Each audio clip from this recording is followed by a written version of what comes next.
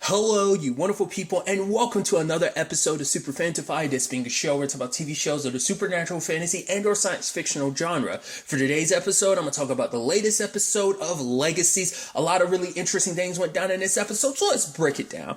Well, first and foremost, obviously, you have your Landon and Hope situation, because it's like, they've made up, and I love Landon's like, okay, you have to do some complicated math. We incorporate the time that you were in Malivore, and I didn't know who you were, so on and so forth. It's like, and then to the point where we kind of broke up, and even though neither one of us really knew it, it's like, yeah, so it's kind of our year anniversary, which I'm like, that's a complicated year anniversary, but it's actually super adorable, and she's like, oh, I want this to be special, and he's like, oh, you mean like special, and you're like, oh, snap. So, but that, it's meant to be like their perfect anniversary, but granted, other circumstances pop up because Josie finds out that the necromancer is at Mystic Fall High and is, up to his thing. And it's up to them to stop him. And Alaric's like, what I'm going to normally do, take care of things and then cover it up. And then the dragon came back because basically now the necromancer, every monster that was killed, he's resurrected now. Or maybe he somehow killed them and resurrected them himself. Because some of them are already dead. Well, I wonder how did he pull that off, I'm wondering. Well, because the Sphinx had, disintegrated, but then he came back, because I guess, I don't know. Because there's also other elements to this, I'm, wondering what place, because let's not forget, Landon's mom is still inside of Malivore, too, and I'm like, what's going to happen with that? If anything's ever going to happen with that. Regardless, I'm going on a bit of a tangent. It just made me wonder really quickly. But it's like, all right, everybody, let's get locked in. He's like, normally I wouldn't tell you guys what the plan is, but I'm going to let you know now. But Hope, everybody is the entire school is like, yeah, we're in this. We got this. Even Landon, he's like, yeah, I might not be, I might just be human. Which, obviously, but Alaric has the benefit of, I've been around the supernatural world long enough. I've got the training. So it's like, I might be human, but it's different. It's just, Landon who kind of has no training whatsoever. But regardless, they're going into this locked and loaded. We also have the Alyssa and MG thing, which that presented such a, twisted, shows you kind of how messed up Alyssa is, that she's like, so don't worry, the spell is connected to you so that every time a monster comes out, you're getting weaker and weaker and you'll die. But don't worry, the necromancer will bring you back and he'll tweak you a little bit and you'll love me like you should have the first time. It's like, whoa, that's what that. Granted, you're a teenager, so I guess I'm not too surprised. It's not like you have world dominating, to be fair, she's a teenager who's going through what she's going through. The trauma of it all, obviously is going to make you a little hardened. It's going to make you a little complicated, That the fact is that you want everyone else to be in pain because you're in pain, But also, it's just because she did dig MG and she thought, oh, you like me, but it's that ended up being a thing of he kind of did, but she kind of felt like it was a manipulating situation. Well, now it's sad that it's oh, that's kind of how you want to be loved by someone. And it's by basically tweaking their personality so that they do love you, which MG's trying to talk to her. It's I get it. Your parents didn't accept you for what you were. I get that. She's like, no, actually we're the opposite. My parents did accept me, but I lost control. Obviously, we know in MG's situation, his parents didn't accept him. And it's also this complicated thing, too, because she has this, she's like, are you really going to tell me about control? Because, MG naturally is a vampire. Vampires don't have the best control impulses. Obviously, even more so with MG. I think he can understand a little bit better than you.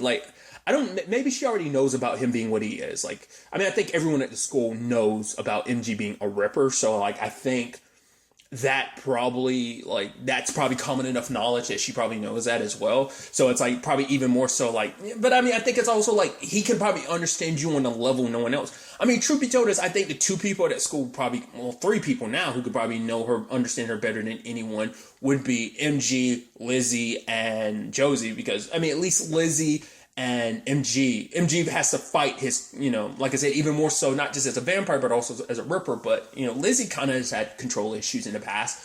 And so Josie just experienced that when she went dark side Josie. So it's actually interesting that those three probably are the people who can probably understand Alyssa even more to a certain extent. But also other people can too. Hope she definitely blames herself for everything that went down, like losing her mom and her dad. Like, so she out of anyone could also be sympathetic in that regard too, about your whole parent situation, feeling responsible for that. But who knows what their relationship's what their whole dynamic is going to look like going forward. But nevertheless, there was also this neat moment between Lizzie and Josie where Lizzie kind of confessed that she kind of might, because Josie's like, whoa, you're pining for MG, like pining for him hard. She's like, he helped me become a better person. And then through doing that, she's like, I think I realized certain things. I pushed MG away, not because he never lived up to my standards, but she was afraid that she would never live up to his. I was like, that's so interesting because like he's such a good person. He's always such a helpful person. And she just probably felt like she was never good enough. And now in retrospect, so now she wants to do what she can to help MG. So she needs Josie locked and loaded with her magic. So at the same time, everything going down at the school. I love like the Salvatore school showing up, like the slow-mo and everything, like Caleb driving in, like him and Jed getting out, then the rest of the students getting out. Man, it's kind of a badass moment, and obviously Mac being told like, hey, like, it's like, oh, my team can't really use the weapons. It's like, but, Lark being like, nah, but mine can. So she's like, they're just kids. It's like, nah, but they got this. And they proceed to take down the monsters. I even love that moment between Caleb and Jed. And Jed's like, yep, 2 Jed, 0 Caleb. He's like, you can't like not acknowledge my assist. He's like, dude, this isn't hockey. I love that, and them having to make a sport out of it, competition out of it. But then there was like Hope and Landon sneaking in, but Hope can't get in because obviously she wanted Landon to stay behind because she doesn't want anything to happen to him. But Landon being a human, only one who can go through. So when he confronts the necromancer, once again doing the villain thing of like, here's my plan. His plan is to basically release every monster from within Malivore, have it consume everyone in this world, and then his payback will be having everything, including Malivore, under his control. And I love Landon being like, yeah, I didn't realize you were going to be super petty. Like, I didn't know you were like, that's really amazingly petty. And even the necromancer being like, yeah, I've been told that.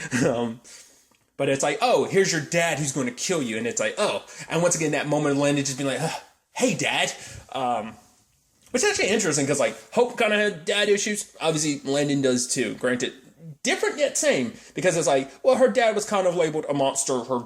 His dad is kind of a bit of a, so it's like, hey. I mean, I guess it's that dating thing. And like, hey, your dad's kind of considered a monster. My dad's a monster. We have so much in common. It's something I was watching today that got that whole bit inside my head. Regardless, tangents and all that. But Landon was able to make a deal with his dad because it's like, hey, magic has a loophole, so you don't want to be controlled by the necromancer. So what do you say, Dad? And ends up, it's like, you wanted me as your vessel in the first place, so he gets what he wants. Granted, he doesn't have the immortal body that he once had, but I love that he rolls up and the necromancer's like, oh, you're going to stop it, and then like super punches him, and he's like, I'm not Landon Kirby. And it's like, Malivor's like, I'll give you whatever you want. What do you want? And he's like, I want you dead. I wonder what he was going to, like, I wonder in that state, can Malivore even absorb anything anymore now that he's in a human host? I wonder, was he literally just not, I'm not going to take you into like the pit that is my existence. I'm going to like eat you and consume you, and like, what would that have done? And like, obviously it's actually interesting because he reminds me of an Upier from Hemlock Grove. If you've never seen Hemlock Grove, Upiers are, they're vampires. There's actually another word for vampire. I forgot. I don't know what the origins of that word. It's a different. I don't, like I said, it's been so long since I've seen Hemlock Grove, so I don't remember what the origins of it. But essentially, they're vampires. That's how vampires in that universe work. Like their jaw kind of gets like elongated, like that. It's a whole thing. It just reminded me of that to a certain extent. But then the dragon comes and burns him, and it's like, whoa.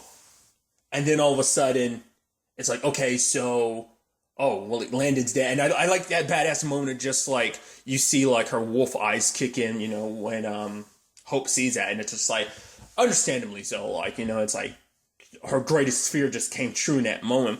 And then she proceeds to slice off, especially after he's doing that declaration of like, oh, I'm gonna burn you like I burned your boyfriend. It's like this and that. I'm the necromancer. I'm death incarnate. And then she slices off his head, and it was like, I don't know if I talked about it. It heavily reminded me of like, oh yeah, when Kai died for the first time. I don't know if I brought that up when Alaric sliced his head off. It's like, right. That's actually, I didn't even think about that at the time. I don't think I did. Like that came full circle because that's how he died the first time is when Damon like sliced his head off, like literally knocked his head off his shoulders. And then for Alaric to kind of do that again. But it was just in that moment, because I'm sure it's happened before, but there's probably other times that it happened, but that's the one that always sticks out in my head is like Damon killing Kai.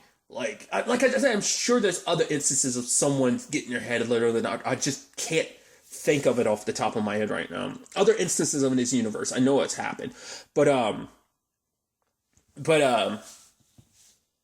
obviously he's still kicking because I like the twist because it was like, wait, what's happening to the monsters? Because even at one point, it's like, whoa, what was that? And Malivor's like, I don't know, I don't care. It's like I want to focus on killing you.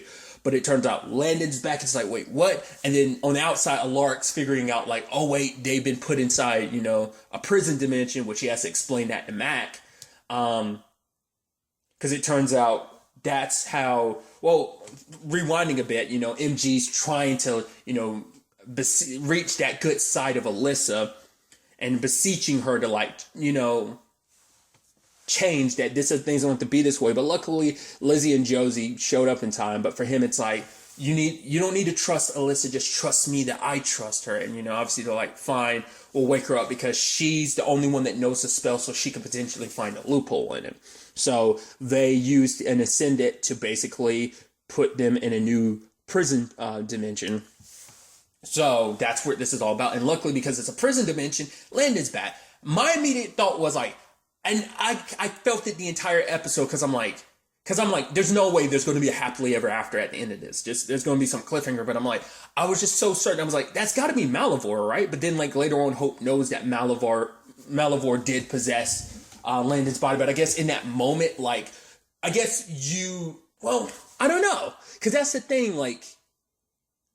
I mean, you resurrect, but I guess you don't. I guess you resurrect to your original state because the thing is, the spell was enacted after he had already made the deal with Malivore. Like Malivore was already. But I guess in that moment, it returns you to whatever your natural state is. I guess I don't know, because you would think if it rewound like the death, it would bring him back as Landon possessed by Malivore. Not so. That's why the entire time I was like. Even aside from that, it was just like the way he was acting. I was like, is that actually Landon or is that actually Malivore?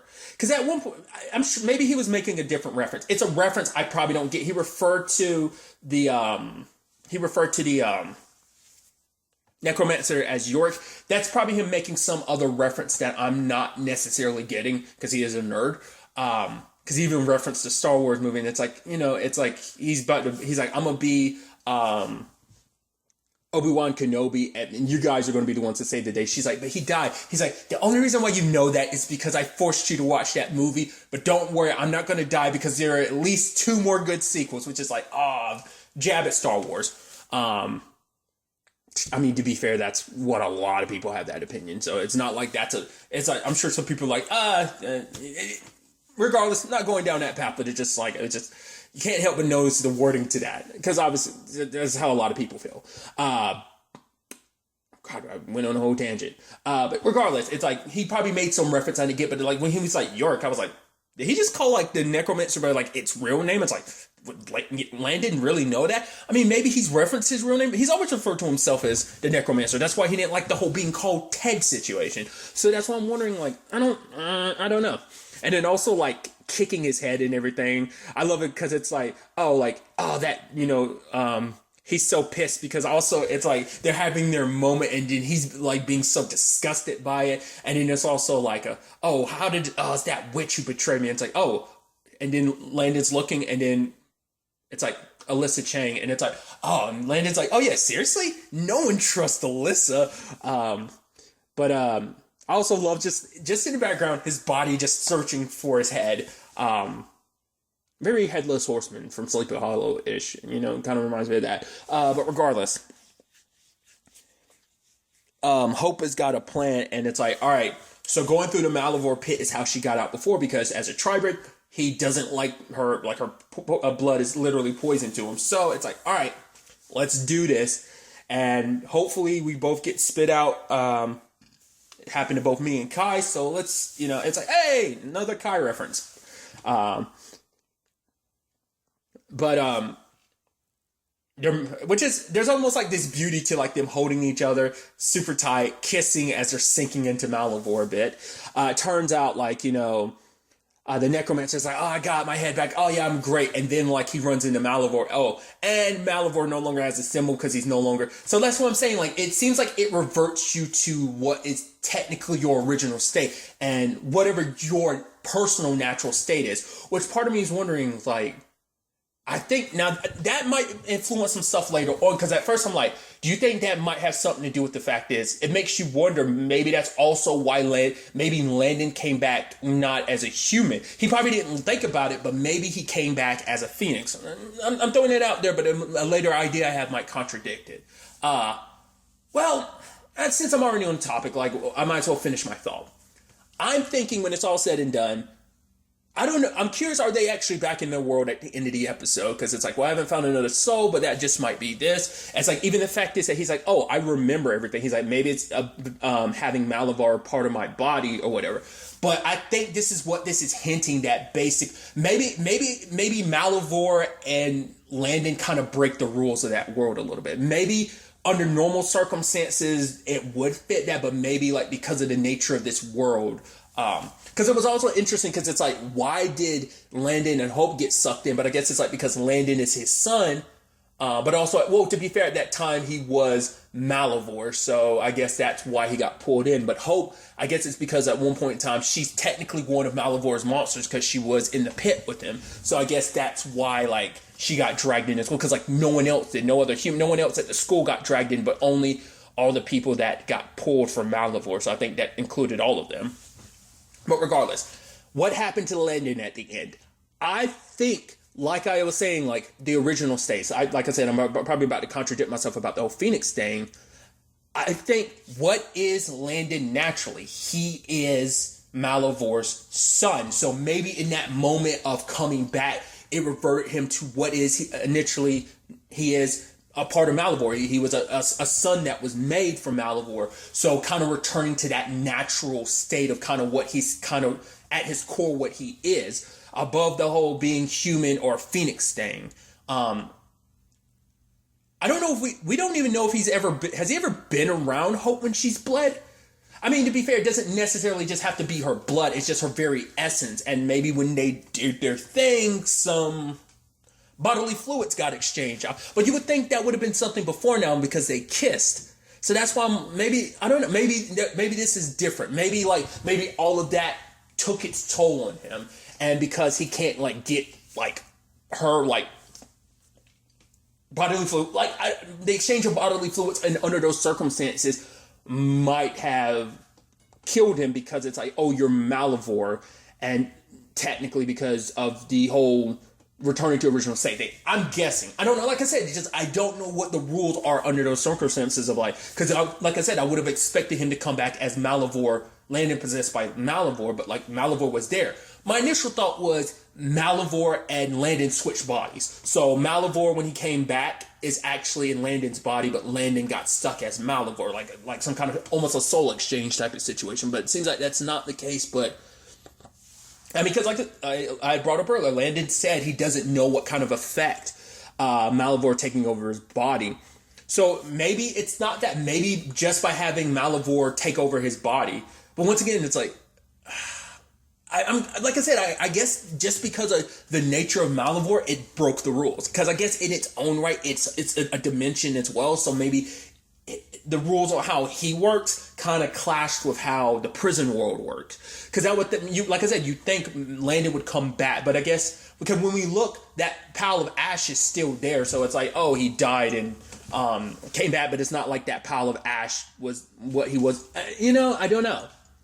Maybe maybe because the essence of what Malivore is kind of a dimension of being on its own right that kind of breaks the rules. Maybe it still kind of latched onto Landon, and in that moment they got together, like Malivore still was a part of him, and that led to technically Landon kind of dying. Like now, whether he can come back from this or not, whether this is that might be the effed up situation. It might be, and this might be a weird reference to make, just because it's kind of like a Lana and Clark situation in Smallville. Lana can never be with Clark anymore because basically the state she was in at the last time she pops up in the series, I don't know, maybe things changed in the comic book, but was like she had absorbed a shit ton of kryptonite, so her and Clark can never literally be with each other. So that might be that might end up being the twisted, messed up tale for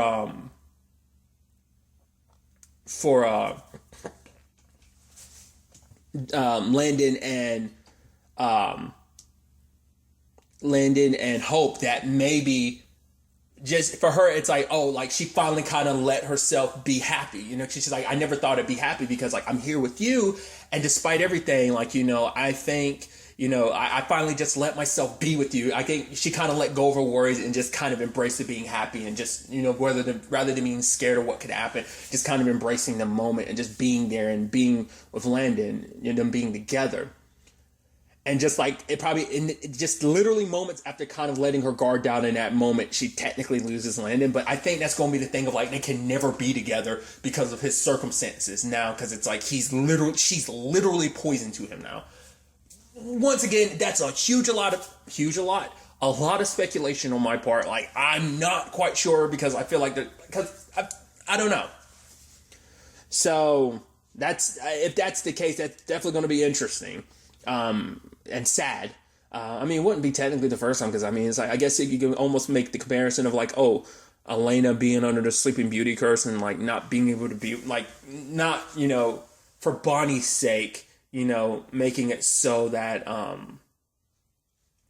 circumstances being what they were. Like, I think something kind of in a similar fashion in this regard. So, it's like there's rarely a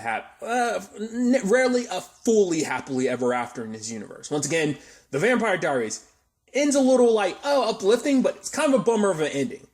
The originals, beautiful yet tragic. Like, there's always a beautiful tragedy at the end of like those, and I'm assuming, could be mistaken, I get the feeling Legacies probably won't be an exception to that either. Well, ultimately in the grand scheme of things, we'll have to wait and see, but it's like, I don't know. I'm curious to see where things kind of go. Also, you can't forget either, like, I'm curious where that's going to go because, like, super rarely do, like, any relationship that's kind of established early on ever, like, last. Obviously, the Elijah and,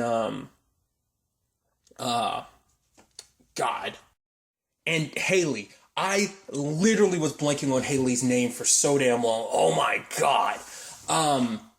Things didn't work out for them. Obviously, any of the Klaus relationships never really worked out. Whether it was like, because I also forgot, I was like, right, it didn't I didn't think about it till like after last episode. I was like, right, I forgot that like, I let it slip my mind the whole Caroline and Klaus thing. But it's like, yeah, like that, him and Cammy, like it never, like the original, like these relationships never always fully work out. I mean, Stefan and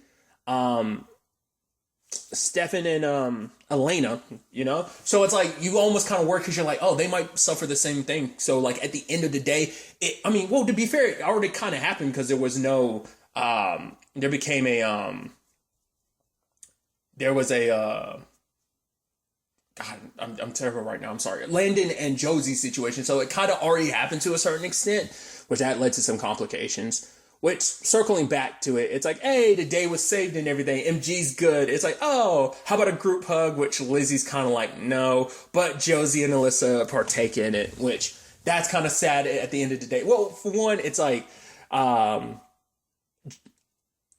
you have MG kind of recognizing how Alyssa feels because he knows what it's like being rejected by someone and just kind of, and it's sad because Lizzie feels the way she does about MG. So now her and now Alyssa and MG are together. You're like, oh, that's kind of sucks because like all he's ever, that's the thing. Even Lizzie's like, yeah, I guess I kind of always expected him just to kind of wait for me and be there for me, wait for me to kind of like finally circle back around to it. But it's like, no, I kept him waiting so long. But it's like, for her, it's like, I guess I'm happy that I'm glad that he's happy. It's like, doesn't mean that's going to be any easier for her going forward, especially because a lot is changing because Josie said, like, oh, the reason why I was checking out Mystic Falls is because I want to just live the life as a normal girl, get away from this witch stuff for a little bit. So she's not completely leaving again, which I almost thought she might be, but it's like, no, I just want to kind of take time as a normal person because she can't trust herself with her magic, and it's like living a normal life. I just need kind of a step away from all this for a little bit.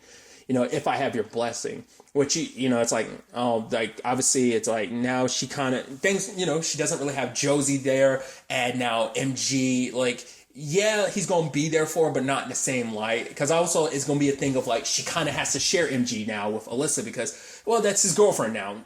Obviously we're kind of rushing things by putting labels on things, but it's still like, oh, like, I think that's going to be complicated for her going forward, like having to kind of deal with that. What that necessarily means in the grand scheme of things, we'll have to wait and see. But also, Alyssa was like, oh, helping my reputation. It's like, well, I guess Josie kind of went through the whole being a pariah thing. So I guess, Alyssa is kind of able to warm her way. Because it's like, well, she helped at the end of the day, even though she kind of caused the problem in the first place. But, she didn't go too far that it was bad, but I don't know.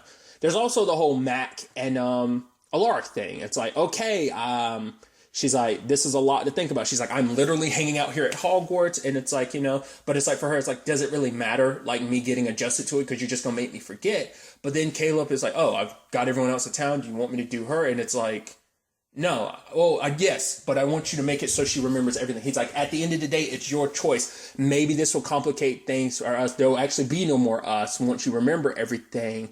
Because it's also going to make her realize, like, oh, you've been kind of controlling me. I'm sure that's going to cause a little bit of a hiccup in a relationship. But it's like, at the end of the day, it's your choice. So do you want to remember everything? I'm sure so. But yeah, that's definitely going to be a snafu. Which, Caleb doing his thing, his rap, and I was like, yo, that's sick.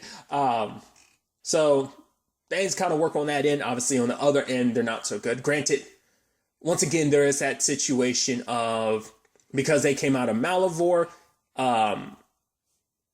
he remembered, because also he said, like, maybe it's because we came out together, but, or maybe it's because whatever changes were done to him, but it's like, Landon remembers Hope, but it's like, most likely them coming out of the pit, no one else will remember either one of them, so it's like, she's probably gonna have to remind everyone, okay, I'm Hope, Landon, this all went down, I don't know. Well, it makes you wonder, would Raphael remember him? Because he's in a pocket dimension, so maybe Malivore's erasing ability, does it count?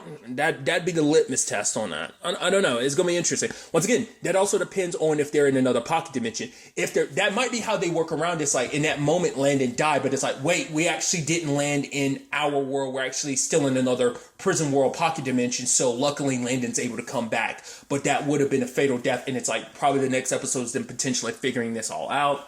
While, once again, everyone else is kind of blissfully unaware about the situation. Granted, if that's the case, it's at least a benefit because Hope isn't in this alone. She has someone that remembers her. She's with Landon. Granted, now their relationship is probably literally toxic. She's kind of literally toxic to him because she can literally kill him potentially. Like I said, if that ends up being the circumstances around it, once again, pure conjecture on my part on what the hell this all means. We'll ultimately have to wait and see. But I'm really curious to see where all of this ends up taking us going forward. Obviously, what this means for Malivore in the prison dimension. Necromancer isn't dead, so you can always trust that he'll probably find a way to worm his way out of there. Hey, Kai found a way out of his prison world, so it's not that big of a stretch of like someone's going to find some technicality or someone else is going to find a roundabout way, especially with all the monsters that are released and out and about in that world, plus what Malivore can pull from. We'll see. Not unless Landon is technically the new Malivore, which that'd be an even more bigger interesting, in the sense that like maybe now he can absorb monsters, which that could be an issue in its own right. But also, I brought it up, Alyssa and MG and complicated thing, that whole thing with her and, well, they might be setting that up to be kind of a little bit kind of similar to Stefan. Stefan, because, hey, MG's the Ripper character, and, Lizzie being Caroline's daughter, they might be setting something up like that, because obviously there's that moment Stefan was with, I'm blanking on her name, dude. Oh. She was like the person he was kind of in between with during the whole, like, him and Caroline situation. It was something with an A. Like, it's been so damn long, I actually don't remember. I'm blanking on it. I'll correct myself in the comments down below, or someone will. But maybe they're kind of setting that up to be that. But also, yay, the whole Mac and Alaric thing. Like, what's going to happen in that regard? Also, once again, his love life hasn't always worked out great, especially when it comes to the supernatural world. You know, it usually costs him a lot. So it's like, what's going to happen in that?